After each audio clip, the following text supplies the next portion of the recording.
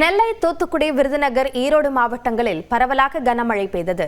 தென் தமிழ்நாட்டில் இன்றும் லேசான மழைக்கு வாய்ப்புள்ளதாக வானிலை ஆய்வு மையம் தெரிவித்துள்ளது. நெல்லையில் காலை முதல் வெயிலின் தாக்கம் அதிகமாக இருந்த நிலையில் மாலையில் கருமேகங்கள் சூழ்ந்து கனமழை பெய்தது. நெல்லை சந்திப்பு, பேட்டை, பழையபேட்டை, தச்சநல்லூர், பெருமாள்புரம், ஜபா கார்டன், ஹைகிரவுண்ட் உள்ளிட்ட பகுதிகளிலும் புறநகர் பகுதிகளான முன்னீர்பள்ளம், ரெட்டியார்பட்டி, மூன்றடைப்பு, பொன்னாக்குடி உள்ளிட்ட பகுதிகளிலும் கனமழை கொட்டி தீர்த்தது. சுமார் 1 மணி நேரத்திற்கு மேலாக பெய்த கனமழையால் சாலைகளில் அதிக அளவில் நீர் தேங்கியது. ஒரு சில இடங்களில் மின்தடையும் ஏற்பட்டது.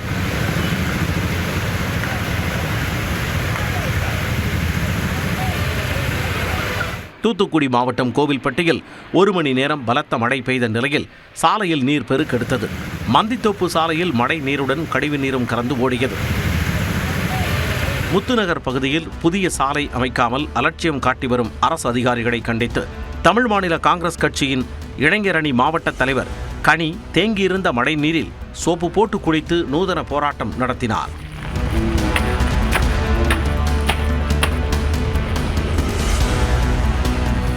விருதுநகர் மற்றும் சுற்றுவட்டார பகுதிகளான சூலக்கரை, பாண்டியநகர், அல்லம்பட்டி, சின்னவள்ளிக்குளம், சத்திரரெட்டியாபட்டி, கே உசிலம்பட்டி உள்ளிட்ட இடங்களில் 1 மணி நேரத்திற்கு மேலாக கனமழை வெளுத்து வாங்கியது.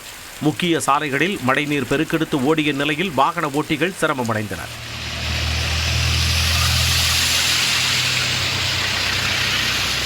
திண்டுக்கல் மற்றும் அதன் சுற்றுவட்டார பகுதிகளான ஆத்தூர், நத்தம், கன்னிவாடி உள்ளிட்ட இடங்களில் 2 மணி நேரத்திற்கு மேலாக கனமழை கொட்டி தீர்த்தது.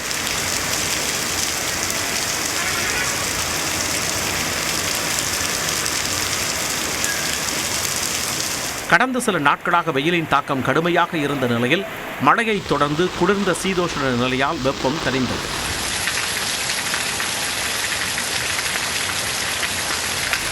ஈரோட்டில் கடந்த சில தினங்களாக வெயிலின் தாக்கம் அதிகரித்து வந்ததால் பொதுமக்கள் கடும் சிரமத்திற்கு ஆளாகி வந்தனர். இந்த நிலையில் எந்த ஒரு அறிகுறியும் இல்லாமல் திடீரென மிதமான மழை பெய்தது.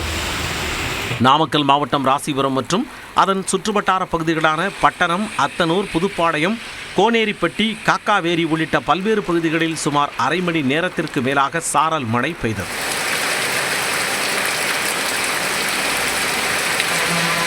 நீலகிரி மாவட்டம் உதகை மற்றும் அதன் சுற்றுவட்டார பகுதிகளில் 1 மணி நேரத்திற்கு மேலாக மிதமான மழை பெய்தது.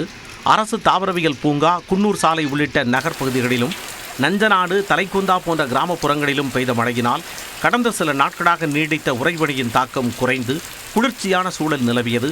இதனால் சுற்றுலா பயணிகள் மற்றும் விவசாயிகள் மகிழ்ச்சி அடைந்தனர்.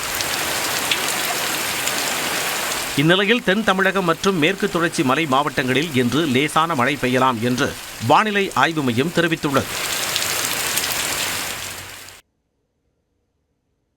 சென்னை புறநகர் ரயில் சேவை குறைக்கப்பட்டு பயணிகள் கடும் அவதிக்கு ஆளாகி வரும் நிலையில் அதனை நிவர்த்தி செய்யும் பொருட்டு சிறப்பு பேருந்துகள் சேவை அறிவிக்கப்பட்டுள்ளது.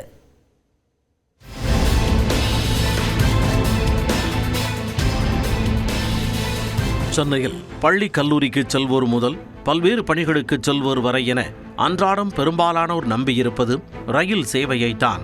குறிப்பாக புறநகர் பகுதிகளில் இருந்து சென்னை நகருக்குள் வரும் பலர் ரயில் சேவையையே நம்பி உள்ளனர்.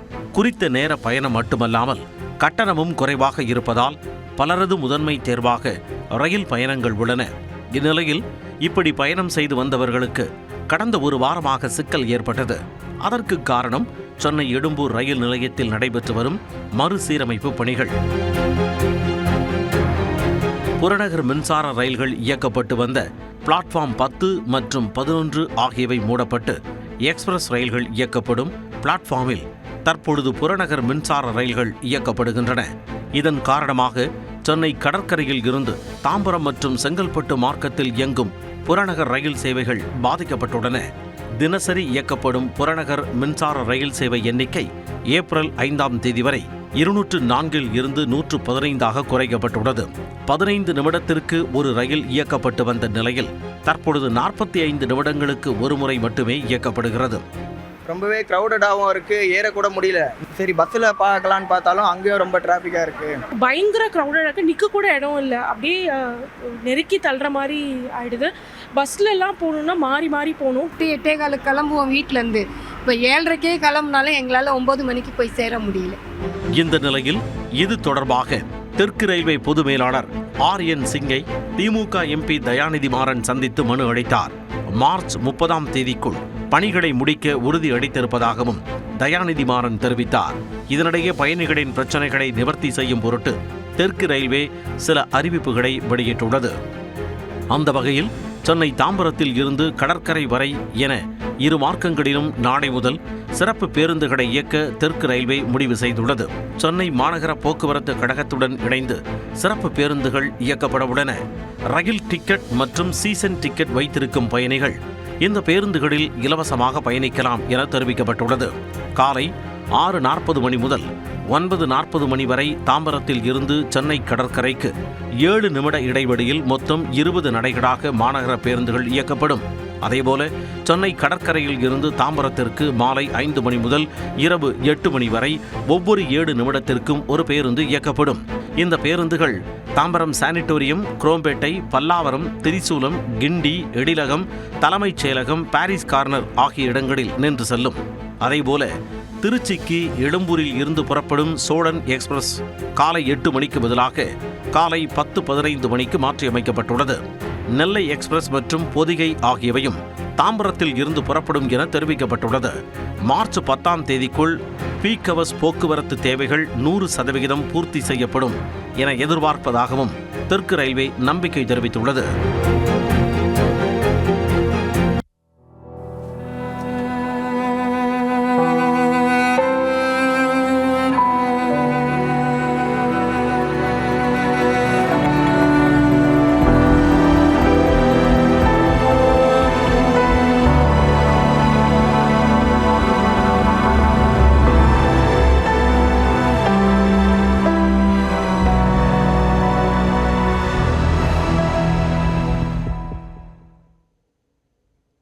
முதுபெரும் கம்யூனிஸ்ட் தலைவர் நல்லக்கண்ணு காலமானார். அவரது உடலுக்கு நேரில் அஞ்சலி செலுத்திய முதலமைச்சர் தகைசால் தமிழரை முழு அரசு மரியாதையுடன் செவ்வணக்கம் செலுத்தி வழியனுப்பி வைப்போம் என்று அறிவித்துள்ளார்.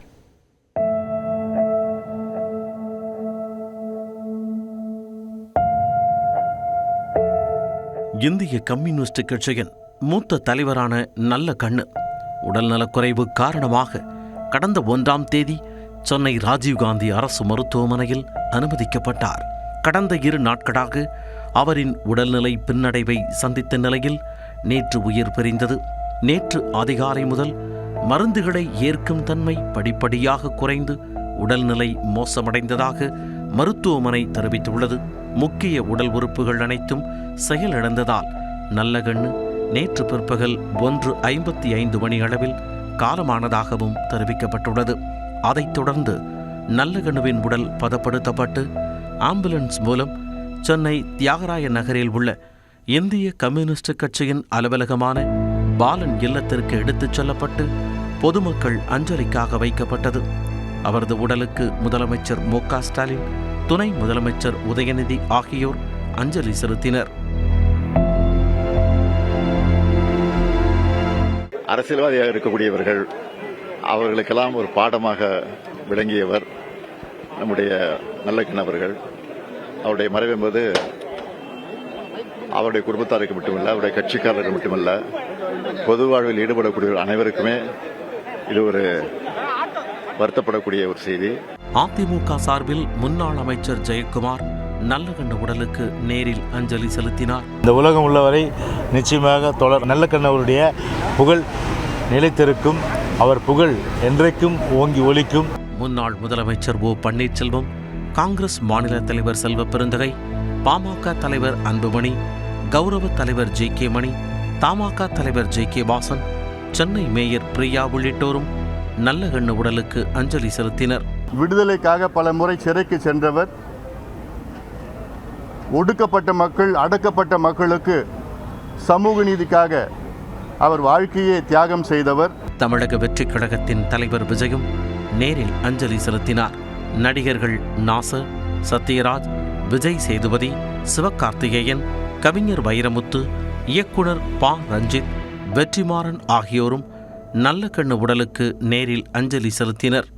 முன்னதாக ராஜீவ்காந்தி அரசு மருத்துவமனையில் நல்லக்கண்ணுவின் உடலுக்கு மத்திய இணையமைச்சர் எல். முருகன், பாஜக மாநில தலைவர் நயினார் நாகேந்திரன், விசிக தலைவர் திருமாவளவன், நாம் தமிழர் கட்சி தலைமை ஒருங்கிணைப்பாளர் சீமான் உள்ளிட்டோர் அஞ்சலி செலுத்தினர். நாடு அடிமைப்பட்டு கிடக்கும் போது விடுதலைக்காக போராடிய வீர இளைஞர்களில் ஒருவர். துளியும் தன்னலமில்லாத இந்த மண்ணுக்கு மக்களுக்குமாக அரும்பாட ஆற்றிய ஒரு ஆகப்பெரும் தலைமை நம்மோடு இல்லை என்பதை நினைக்கும் போது மிகுந்த மன வலியாக இருக்கிறது.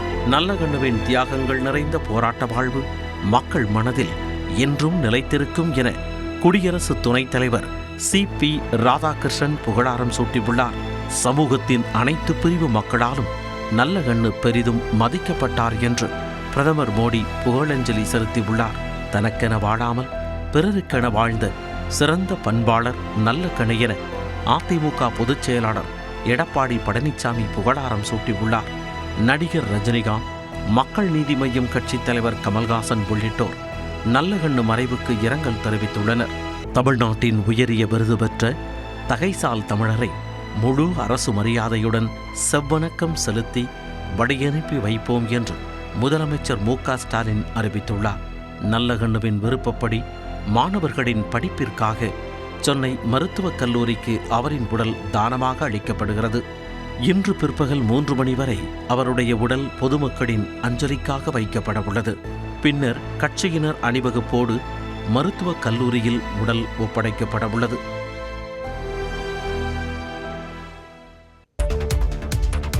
தமிழ்நாடு சட்டப்பேரவை தேர்தல் ஏற்பாடுகள் குறித்து மாவட்ட ஆட்சியர்களுடன் தலைமை தேர்தல் ஆணையர் ஞானேஷ்குமார் இன்று ஆலோசனை நடத்தவுள்ளார்.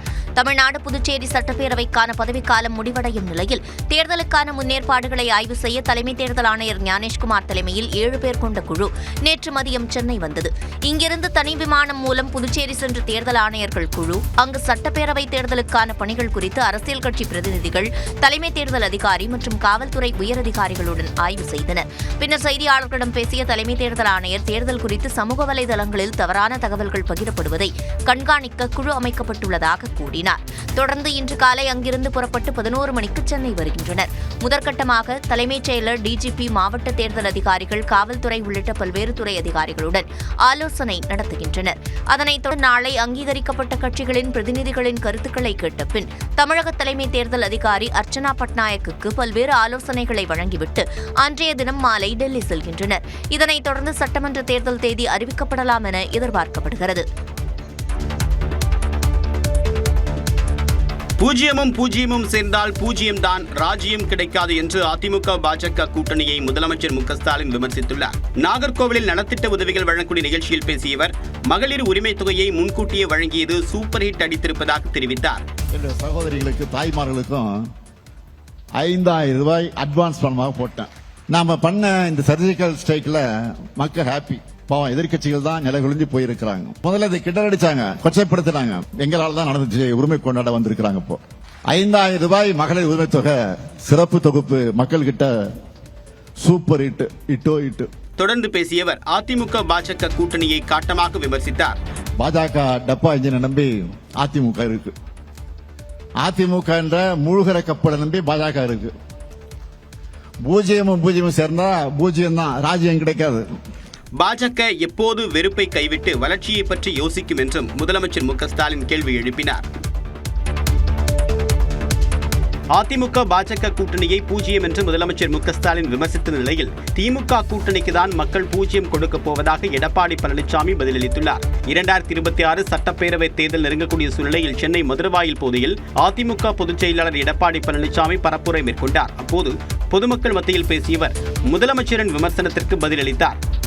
பூஜ்ஜியம் ஒன்றா சேர்ந்தா பூஜ்ஜியம் தான் கிடைக்கணும். ஸ்டாலின் அவர்களே, உங்களுடைய கனவு அப்படி இருக்குது, நாங்க என்ன செய்யறது? ஆனா நாட்டை ஆளவு போவது யார் என்று தெரியும். திராவிட முன்னேற்ற கழகத்தை பொறுத்த வரைக்கும் தேர்தலில் பூஜ்ஜியத்தை தான் மக்கள் கொடுக்க போறாங்க. இந்த கூட்டணிக்கு தேர்தலில் ராஜ்யம் யாருக்கு என்று மக்கள் பார்க்கின்ற பொழுது நம்முடைய கூட்டணிக்கு தான் ராஜ்யம்.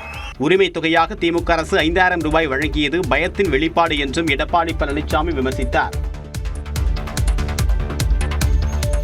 பொள்ளாச்சி அருகே சூறைக்காற்றில் 2000த்திற்கும் மேற்பட்ட வாழை மரங்கள் சரிந்து விழுந்த நிலையில் அரசு உரிய இழப்பீடு வழங்க வேண்டும் என விவசாயிகள் கோரிக்கை விடுத்துள்ளனர்.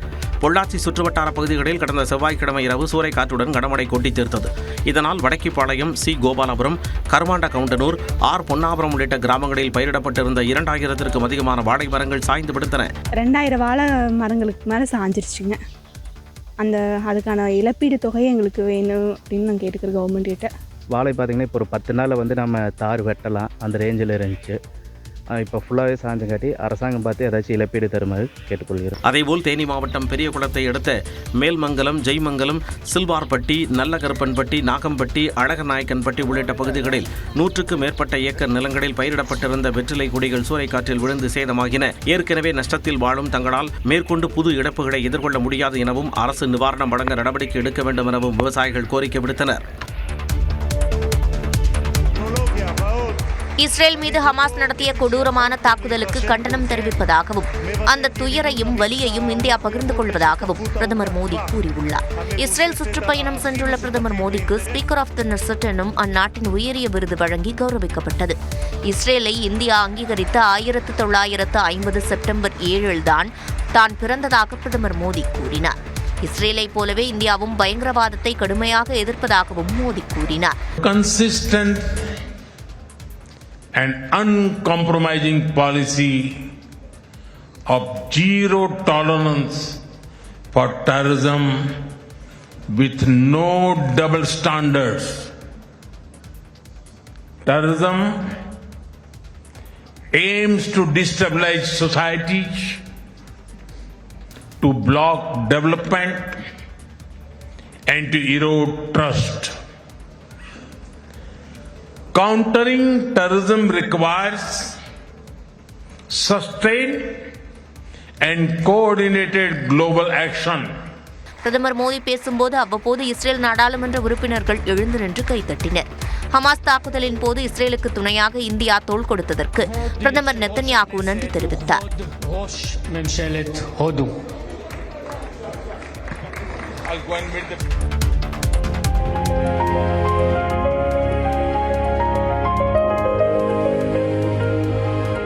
എൻ്റെ ഒരു സുഹൃത്ത് രഹസ്യമായിട്ട് പറഞ്ഞു, മുഖ്യമന്ത്രിക്ക് വളരെ ഇഷ്ടപ്പെട്ട സിനിമ രജനീകാന്തിന്റെയാണ്. അതും ആക്ഷൻ സിനിമ. ആക്ഷൻ പടം പൊതുവെ ഞാൻ ആക്ഷൻ പടങ്ങൾ ഇഷ്ടപ്പെടുന്ന ഒരാളാണ്. மோகன்லாலுடன் நடத்திய கலந்துரையாடலின் போது தனக்கு நடிகர் ரஜினிகாந்தின் திரைப்படங்கள் பிடிக்கும் என்று கேரள முதலமைச்சர் பினராயி விஜயன் கூறினார். கேரளாவில் இந்த ஆண்டு சட்டப்பேரவை தேர்தல் நடைபெற இருக்கக்கூடிய நிலையில் அந்த மாநில முதலமைச்சர் பினராயி விஜயனை மலையாள நடிகர் மோகன்லால் பேட்டி எடுத்துள்ளார். அதன் பிரமோ வீடியோவை கேரள அரசு தன்னுடைய சமூக வலைதள பக்கங்களில் பகிர்ந்துள்ளது. ജീവിതത്തിലെ എന്തിന്റെയെങ്കിലും പേരിൽ അങ്ങ് പശ്ചാത്തപിച്ചിട്ടുണ്ട്. പശ്ചാത്തപിക്കേണ്ടി വന്നിട്ടുള്ളൊരു ഘട്ടം പറഞ്ഞാല് ഇരുവർ എன குறிப்பிட்டு இந்த வீடியோ வெளியிடப்பட்டுள்ளது. നമ്മുടെ അടിച്ച് തോല് പൊളിക്കാന്ന് പറയുന്നില്ലേ, എന്റെ ഈ ശരീരത്തിന്റെ തൊലി പൊളിഞ്ഞു പോയിരുന്നു. இடதுசாரி ஜனநாயக முன்னணியின் தேர்தல் முழக்கத்தை மோகன்லால் கூறக்கூடிய காட்சி இந்த வீடியோவின் இறுதியில் இடம்பெற்றுள்ளது. എന്റെ കേരളം, അങ്ങയുടെ കേരളം, നമ്മുടെ കേരളം.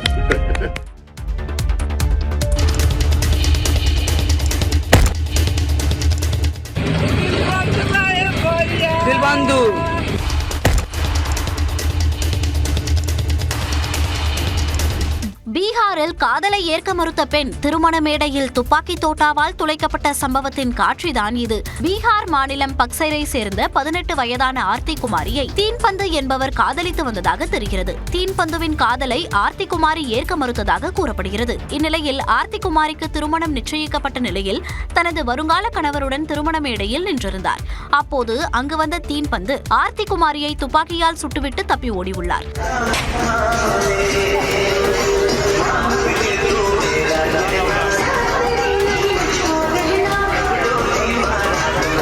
துப்பாக்கி தோட்டா ஆர்த்தியின் வயிற்றை துளைத்த நிலையில் உறவினர்கள் உடனடியாக மீட்டு மருத்துவமனையில் அனுமதித்தனர். தீன்பந்து தலைமறைவான நிலையில் அவரது பெற்றோரை பிடித்து காவல்துறையினர் விசாரித்து வருகின்றனர்.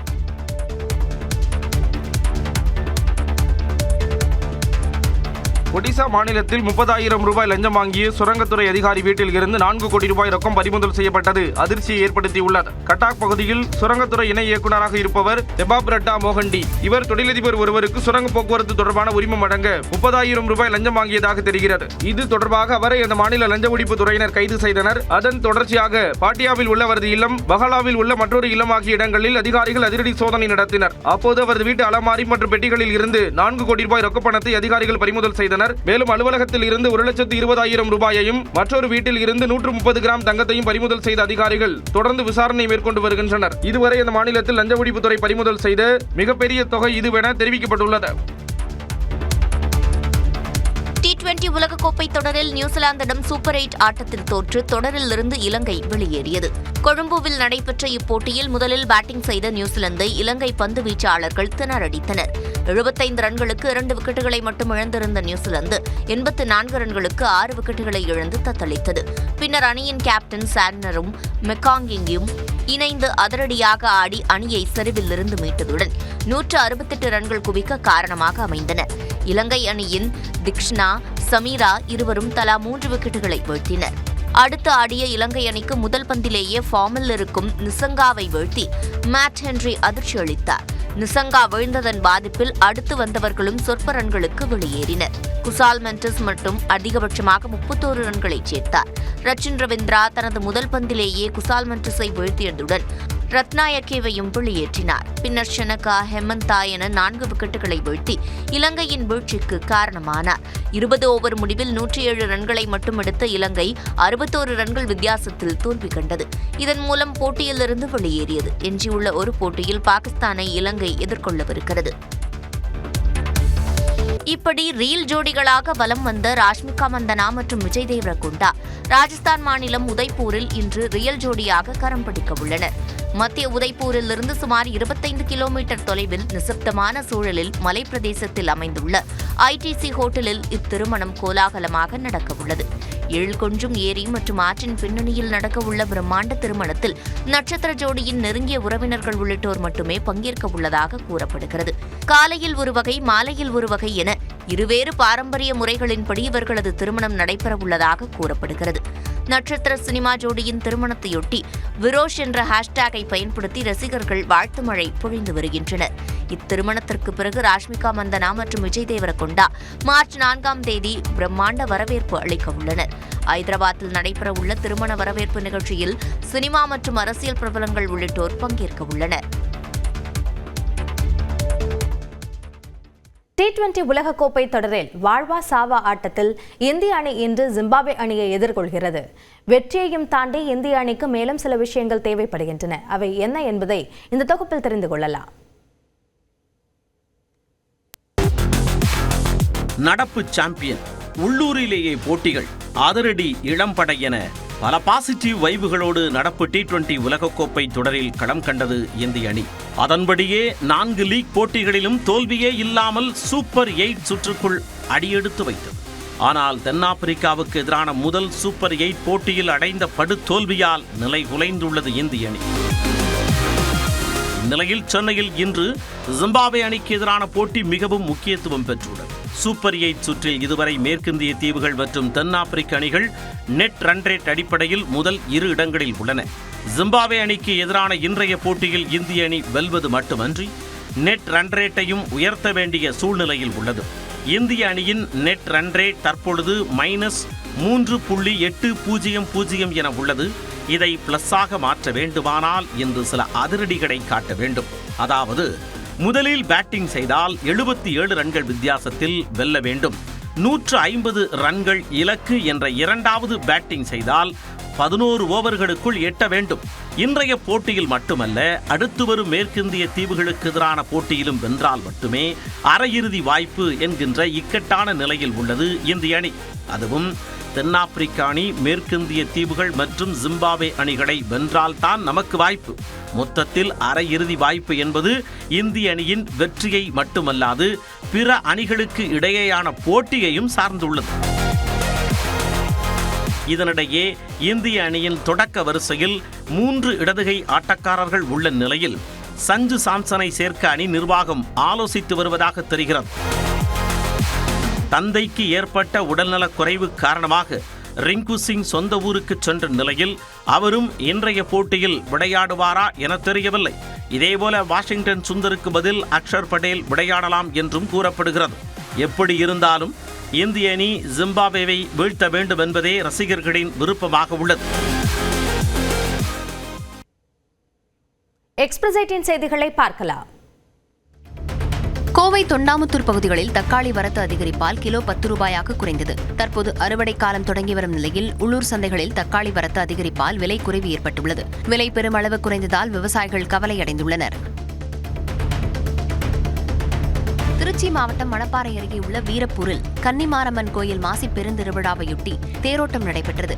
அலங்கரிக்கப்பட்ட தேரை ஏராளமானோர் வடம் பிடித்து இழுத்தனர். கோயில் முன்பிருந்து புறப்பட்ட தேர் கோயிலை சுற்றி வந்து மீண்டும் நிலையை அடைந்தது.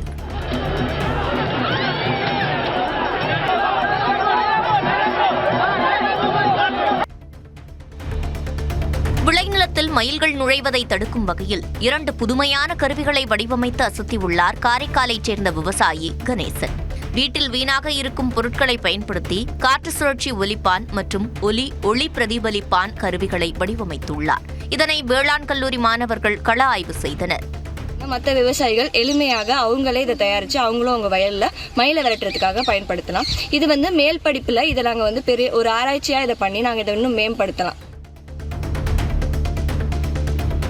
சேலத்தில் காவல் நிலைய வளாகத்தில் நிறுத்தி வைக்கப்பட்டிருந்த இருசக்கர வாகனங்களில் தீ விபத்து ஏற்பட்டது. விபத்தில் 30க்கும் மேற்பட்ட இருசக்கர வாகனங்கள் எரிந்து சேதமடைந்தன. குற்ற சம்பவங்களில் பறிமுதல் செய்யப்பட்ட இருசக்கர வாகனங்கள் எரிந்த நிலையில் இச்சம்பவம் தொடர்பாக விசாரணை நடைபெற்று வருகிறது.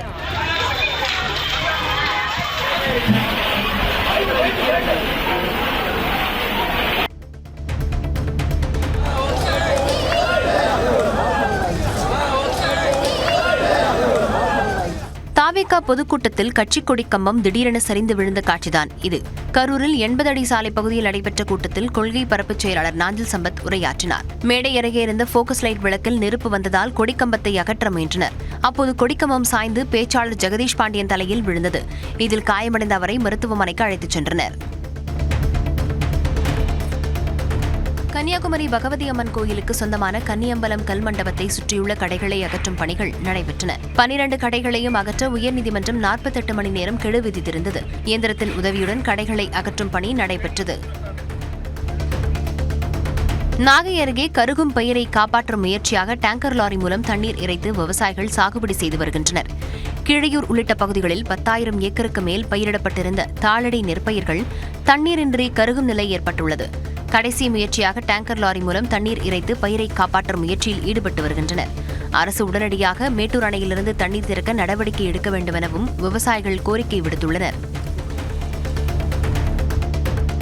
மதுரை காமராஜர் பல்கலைக்கழகத்தில் PhD மற்றும் சான்றிதழ்கள் வழங்க மாணவர்களிடம் ஆன்லைனில் லஞ்சம் பெற்றதாக எழுந்த புகாரை CBI விசாரிக்க உயர்நீதிமன்ற மதுரை கிளை உத்தரவிட்டுள்ளது. மதுரை காமராஜர் பல்கலைக்கழக அலுவலக கண்காணிப்பாளர் கோமதி மாணவர்களிடம் லஞ்சம் பெறுவதாக ஆதாரங்களுடன் புகார் அளித்தும் லஞ்ச ஒழிப்புத்துறை தபால் நிலையம் போல் செயல்பட்டு புகாரை முடித்து வைத்ததற்கு நீதிபதிகள் கடும் கண்டனம் தெரிவித்தனர். மாணவர்களின் எதிர்காலம் கருதி இந்த வழக்கை CBI வசம் ஒப்படைக்க உத்தரவிட்டு சம்பந்தப்பட்ட ஆவணங்களை உடனடியாக CBI-யிடம் வழங்கவும் ஆணையிட்டனர். ஈரோடு மாவட்டம் கவுந்தப்பாடி அருகே பண்ணாரி அம்மன் சர்க்கரை ஆலையில் ஸ்பிரிட் தயாரிப்பு பிரிவால் நிலத்தடி நீர் மாசுபடுவதாக கூறி 30க்கும் மேற்பட்ட கிராம மக்கள் தங்கள் வீடுகளில் கருப்பு கொடி ஏற்றி போராட்டத்தில் ஈடுபட்டுள்ளனர். புற்றுநோயிலிருந்து, தோல் பிரச்சனையிலிருந்து, எலும்பு பிரச்சனையிலிருந்து இப்படி தொடர்ந்து எல்லா குடும்பத்திலையுமே இருக்குதுங்க. எல்லா குடும்பத்திலையும் ஒரு நபர் 2 நபர்னு எல்லா குடும்பத்திலையுமே எல்லாருக்கும் அந்த பிரச்சனை இருக்குதுங்க. ராமநாதபுரம் மாவட்டம் திருவாடானை அருகே இளங்குன்றம் கிராமத்தில் பாண்டி முனீஸ்வரர் கோவில் திருவிழாவை ஒட்டி மஞ்சு விரட்டு நடைபெற்றது. வாடி வாசலிலிருந்து சீறிப்பாய்ந்த 100க்கும் மேற்பட்ட காளைகளை இளைஞர்கள் பிடிக்க விரட்டிச் சென்றதை பொதுமக்கள் கண்டு உற்சாகம் அடைந்தனர்.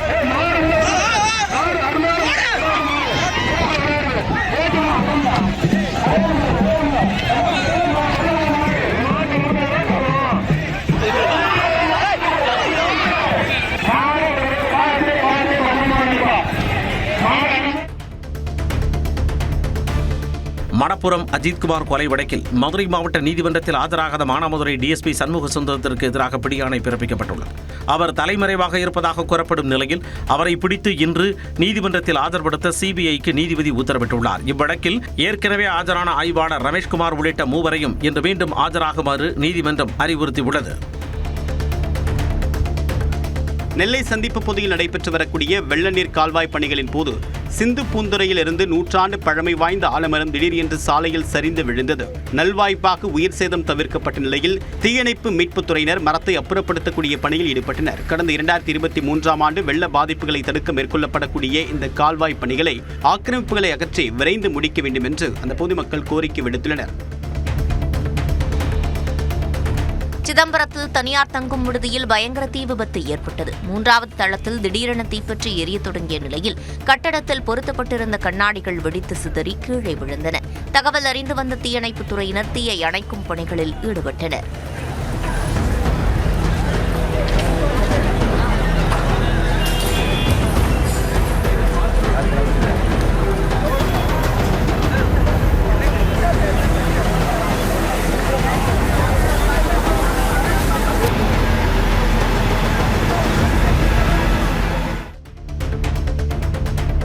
நீலகிரி மாவட்டம் கூடலூர் அருகே பாடாந்துறை கிராமத்தில் நள்ளிரவில் குடியிருப்பு பகுதிக்குள் புகுந்த காட்டு யானை வீட்டின் முன்பு உலாவிய சிசிடிவி காட்சிகள் வெளியாகி பரபரப்பை ஏற்படுத்தியுள்ளன. தென்னை, வாழை உள்ளிட்ட பயிர்களை சேதப்படுத்திய நிலையில் யானையை அடர்ந்த வனப்பகுதிக்குள் விரட்ட வனத்துறைக்கு கிராம மக்கள் கோரிக்கை விடுத்துள்ளனர்.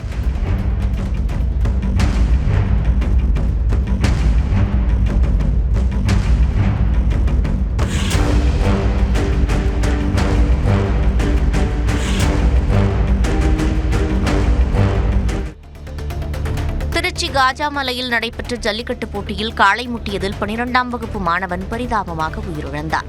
முதலமைச்சர் பிறந்த நாளையொட்டி நடைபெற்ற இந்த போட்டியை அமைச்சர் KN நேரு தொடங்கி வைத்தார்.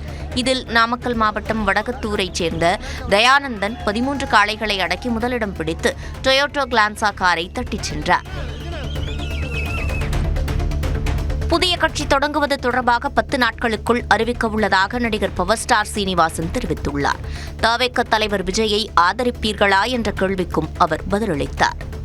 இன்னும் கொஞ்சம் நாள் ஆகட்டுமே, நான் சொல்றேன். இன்னொரு 10 நாள் சொல்லிடுறேன். 10 நாள் அறிவிக்கிறேன். கண்டிப்பா. விஜய் இப்ப கட்சி ஆரம்பிச்சிருக்காரு. ஒரு நடிகரை நீங்க அவருக்கு ஆதரவு தெரிவிக்கலையா? நடிகர் முறையில அண்ணன் தம்பியா இருப்போம். ஆனா அரசியல் மக்களுக்கு நல்ல ஒரு முன்னேற்றம் தர்றது திமுக அரசு தான். அதுல இருந்து மாற்றம். தி கேரளா ஸ்டோரி முதல் பாகத்தைப் போலவே 2வது பாகமும் கடுமையான சர்ச்சையில் சிக்கியுள்ளது. இதனால் திட்டமிட்டபடி வெள்ளிக்கிழமை திரையரங்குகளில் வெளியாகுமா என்ற கேள்வி எழுந்துள்ளது. போர் என்ற படத்தின் மூலம் அறிமுகமானவர் இயக்குனர் கமக்யா நாராயண் சிங். பீகாரின் முசஹர் என்ற சமூகத்தை பற்றியது போர் திரைப்படம். இந்த படத்தின் யதார்த்தமும் சமூக அக்கறையும் கமக்யா நாராயண் சிங்கை பட்டி தொட்டி எங்கும் கொண்டு சேர்த்தது. விளிம்பு நிலை மக்களின் துயரத்தை படம் பிடித்து காட்டுவதில் வல்லவராக அறியப்பட்ட கமக்யா நாராயண் சிங் தான் தற்போது கடுமையான சர்ச்சையில் சிக்கியுள்ளார். இதற்கு காரணம் தி கேரளா ஸ்டோரி பாகம் 2 திரைப்படம். தி கேரளா ஸ்டோரி முதல் பாகத்தை இயக்கியவர் சுதீப்தோ சென். இப்படம் வெளியான பிறகு ஏற்பட்ட சர்ச்சைகள் மற்றும் விமர்சனங்கள் காரணமாக இவர் 2ஆம் பாகத்தை இயக்க மறுத்துவிட்டார். அதன் பிறகு கொண்டுவரப்பட்டவர்தான் யதார்த்த இயக்குனர் என்று பெயர் பெற்ற கமக்யா நாராயண் சிங். தி கேரளா ஸ்டோரி முதல் பாகம் கேரளாவில் தொடங்கி சிரியாவிற்கு சென்ற பெண்களை பற்றியது என்றால், 2ஆம் பாகம் உலகளாவிய நெட்வொர்க் மற்றும் இந்தியாவில் உள்ள கல்வி நிறுவனங்களில் நடக்கும் மத மாற்றங்களை மையமாக கொண்டுள்ளதாக கூறப்படுகிறது. முதல் பாகத்தில் கேரளாவைச் சேர்ந்த 32,000 பெண்கள் மதம் மாற்றப்பட்டு ISIS பயங்கரவாத அமைப்பில் சேர்க்கப்பட்டதாக கூறப்பட்டது. இதுதான் மிகப்பெரிய சர்ச்சையாக வெடித்தது.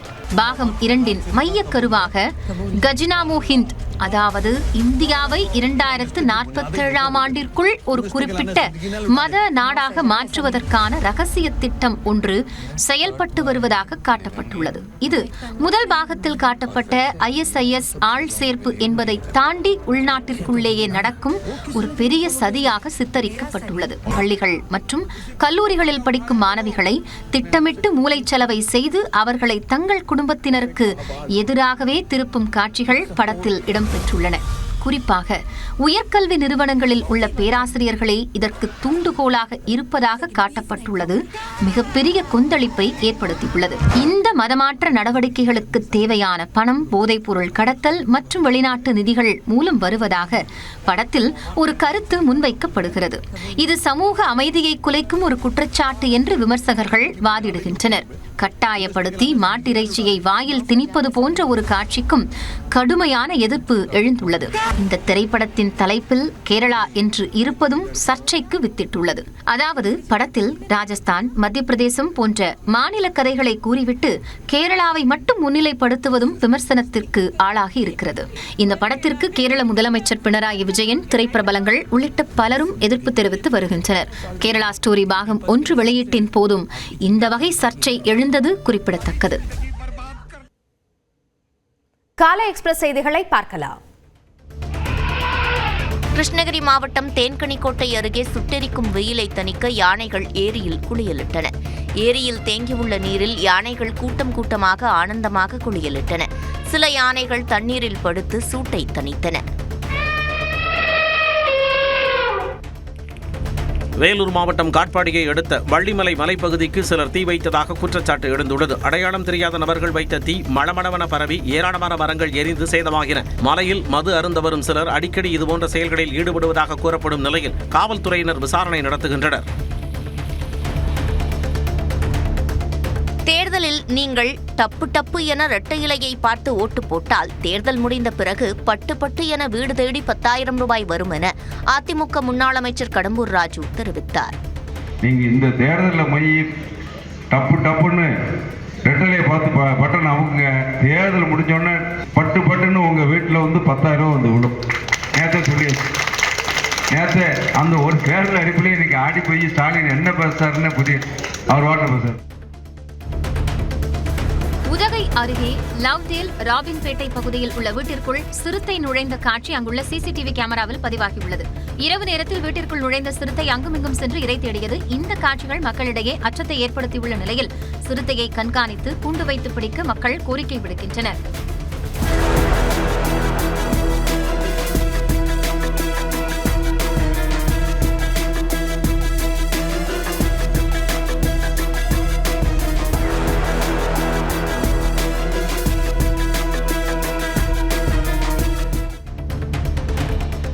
காஞ்சிபுரம் காமாட்சி அம்மன் கோயிலில் மாசி மாத பிரம்மோற்சவத்தின் 5வது நாளில் காமாட்சி அம்மன் நாகவாகனத்தில் எழுந்தருளினார்.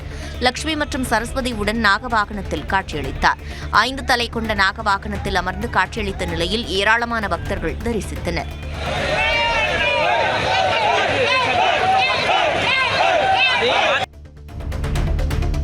விருதுநகர் அரசு மருத்துவக் கல்லூரி மருத்துவமனையில் குடிநீரின்றி நோயாளிகளும் பொதுமக்களும் அவதிக்குள்ளாகி வருவதாக குற்றச்சாட்டு எழுந்துள்ளது. மருத்துவமனையில் கடந்த 2 நாட்களாக குடிநீர் விநியோகம் நிறுத்தப்பட்டுள்ளதாக கூறப்படுகிறது.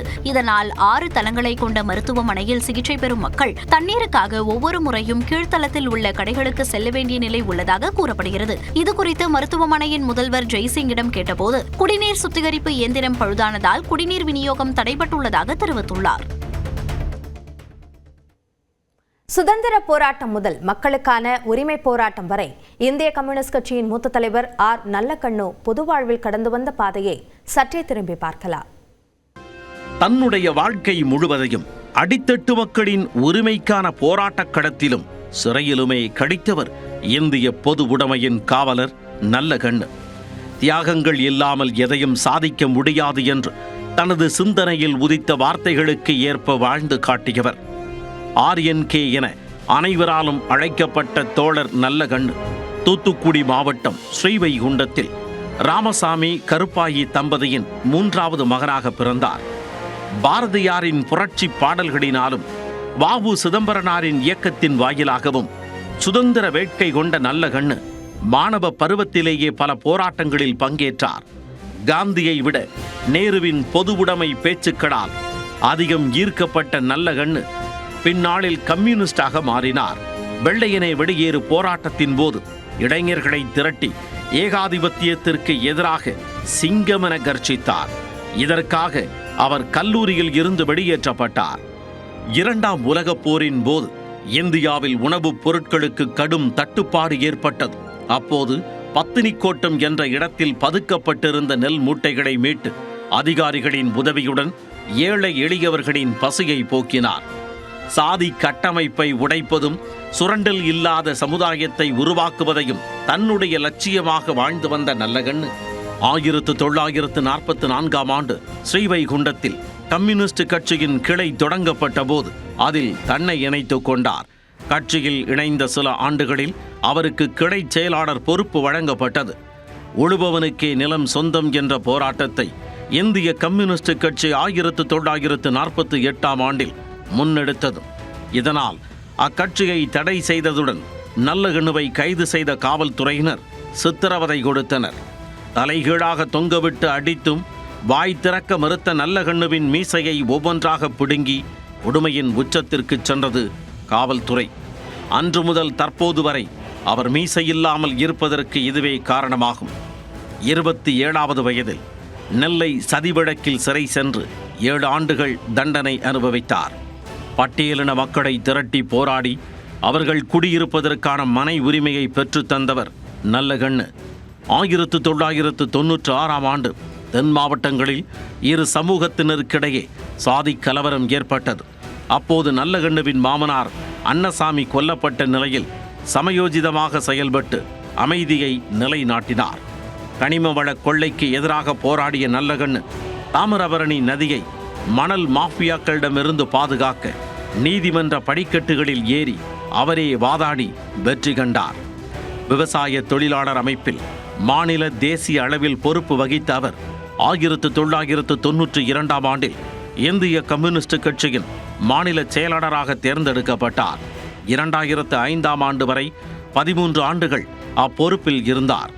1967, 1977ஆம் ஆண்டு சட்டமன்ற தேர்தல்களில் நெல்லை மாவட்டம் அம்பாசமுத்திரத்தில் போட்டியிட்டார்.